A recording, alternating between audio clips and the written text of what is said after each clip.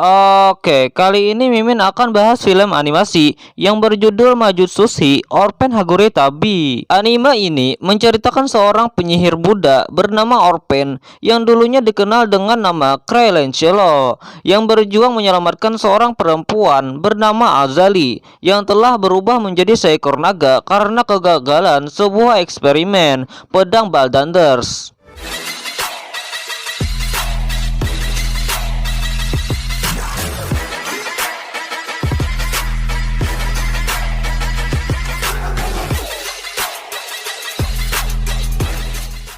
Cerita diawali di sebuah akademi sihir yang bernama Menara Taring. Tokoh utama kita yaitu Craylangelo memasuki ruangan tempat Azali melakukan eksperimen bersama gurunya yaitu Siltman. Di sana, Craylangelo melihat proses perubahan Azali menjadi naga.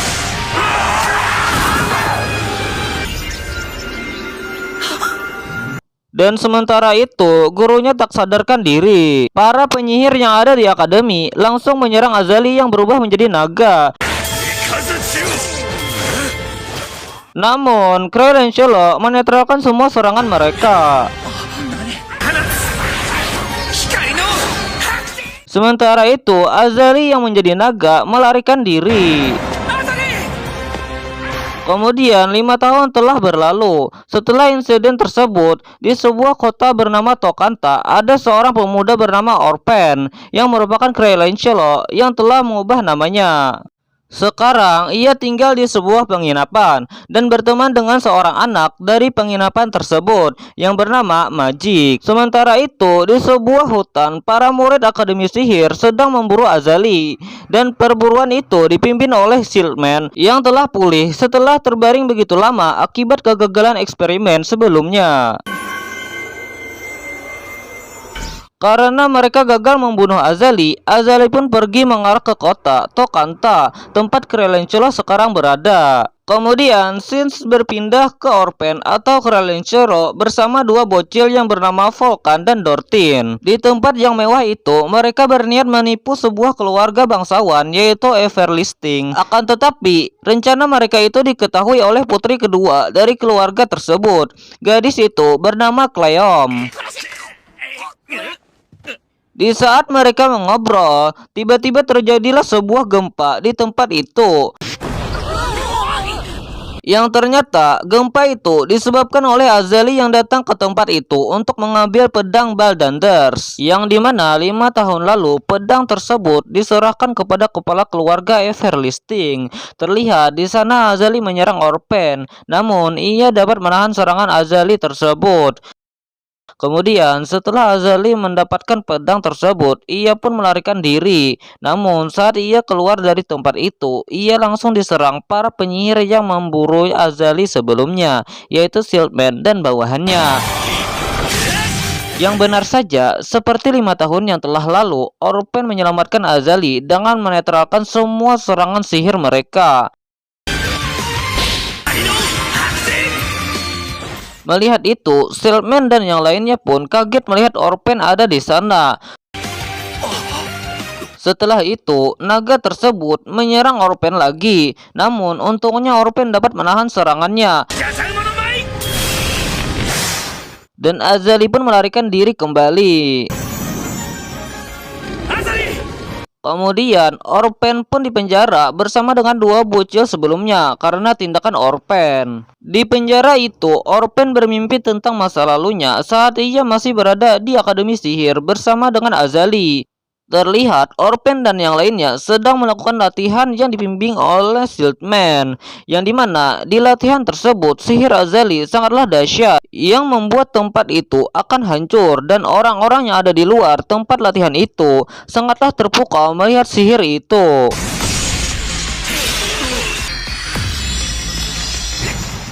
Azali pun dihukum yang ke-50 kalinya oleh Siltman dengan menulis permohonan maaf karena Azali telah berlebihan menggunakan sihirnya. Setelah itu, Orphan pun tersadar. Di sana, Orphan menceritakan dirinya kepada dua bocil itu bahwa dirinya berasal dari Menara Taring dan naga sebelumnya adalah teman perempuannya yang bernama Azali yang dulunya adalah seorang manusia. Kemudian datanglah Hertia menghampiri Orpen dan mengajak Orpen ke ruangan Siltman, yang dimana Hertia merupakan salah satu teman baiknya saat ia berada di Akademi Sihir. Di sini kita diperlihatkan sebab mengapa Crayolancello mengubah namanya menjadi Orpen. Itu dikarenakan Orpen telah bertekad untuk mengubur namanya dengan Azali dan keluar dari Akademi Sihir. Di sana, Siltman membuat sebuah rencana yang dimana Azali hanya dapat dikalahkan oleh Orpen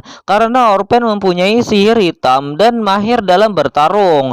Akan tetapi dengan cara membunuhnya. Pada awalnya Orpen menolak rencana tersebut, namun setelah mendengar saran dari Siltman dan Hertia, Orpen pun mengikuti rencana mereka. Itu dikarenakan Siltman mengetahui tempat persembunyian Azali berada, sebab Siltman telah memasang pelacak pada pedang yang dibawa oleh Azali sebelumnya, yang dimana Siltman dan pasukannya akan bergerak pada malam hari dan mereka akan berangkat saat matahari terbenam. Terlihat Magic kaget melihat Orpen yang bersiap-siap untuk pergi karena Magic mengira Orpen akan melarikan diri tanpa membayar penginapan. Sebelum Orpen berangkat, ia kembali lagi ke kediaman keluarga Everlisting untuk memperbaiki kerusakan yang disebabkan oleh Azali. Karena Orpen telah memperbaiki tempatnya, Cleom pun memberikan sebuah cincin, yang dimana cincin tersebut diberikan oleh Forte bersama dengan pedang Baldanders. Cincin tersebut sebenarnya adalah milik Azali yang berfungsi untuk melindungi pemiliknya dari bahaya dan hanya dapat digunakan sekali saja. Setelah itu, Orpen pun pergi menemui Siltman dan pasukannya untuk mencari Azali. Di pasukan tersebut juga ada teman lama Orpen, yaitu Comicron yang mahir dalam menggunakan sihir penyembuh. Di dalam rombongan tersebut juga ada seorang penyihir putih. Di sisi lain, Cleom dan dua bocil yang gila harta sebelumnya mengikuti Orpen yang bertujuan untuk membantu Orpen, sedangkan dua bocil tersebut bertujuan untuk menangkap dan menjual naga Azali. Sementara itu, Orpen berpisah dengan pasukannya agar ia dapat menemukan Azali lebih awal dan menyelamatkan Azali.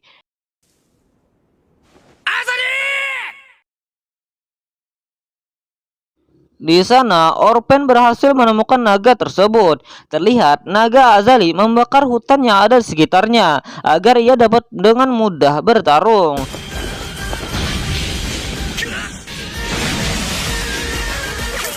Di saat Orpen mengajaknya pergi dari tempat itu, Azali pun menyerangnya hingga membuat Orpen terluka. Pada saat Orpen terdesak, pasukan Siltman pun berhasil menemukannya dan langsung menyerang naga itu. Lalu, Comicron pun maju untuk menyembuhkan luka Orpen.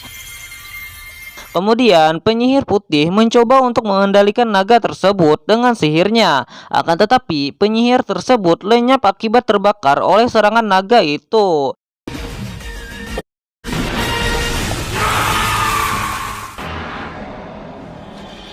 Di saat mereka bertarung, Orpen pun mengambil pedang Baldanders dan melarikan diri. Namun, ia dikejar oleh Hertia. Terjadilah pertarungan antara Orpen dan Hertia. Di saat pertarungan mereka berdua berlangsung, tiba-tiba datanglah Cleom dan dua bocil yang menabrak Hertia, yang membuat Hertia terjatuh. Yang dimana sebab mengapa Cleom dan dua bocil tersebut lari terbirit-birit, itu dikarenakan mereka dikejar oleh beruang besar. Kemudian Hertia pun memberitahu Orpen bahwa Comicron telah terbunuh. Mendengar hal itu, Orpen pun kembali lagi ke pertarungan tersebut. Terlihat semua orang telah terbunuh dan hanya Siltman seorang yang masih bertarung dengan naga itu. Di saat Siltman terdesak, Orpen dan Hertia pun langsung membantunya. Kemudian Shieldman pun menyerang naga tersebut, namun serangannya itu dipatahkan oleh Orpen. Karena Orpen selalu menghalanginya untuk menyerang naga itu, Shieldman pun melumpuhkan Orpen dengan menusuknya dengan pisau. Lalu Shieldman pun menyerang naga itu dengan kekuatan penuhnya, dan ia pun berhasil membunuh naga tersebut. Setelah berhasil mengalahkan naga itu, Shieldman pun langsung menyembuhkan Orpen kembali. Terlihat Orpen sangatlah sedih melihat Azali telah terbunuh. Namun di saat akhir hidupnya, naga itu mengatakan sesuatu kepada Orpen,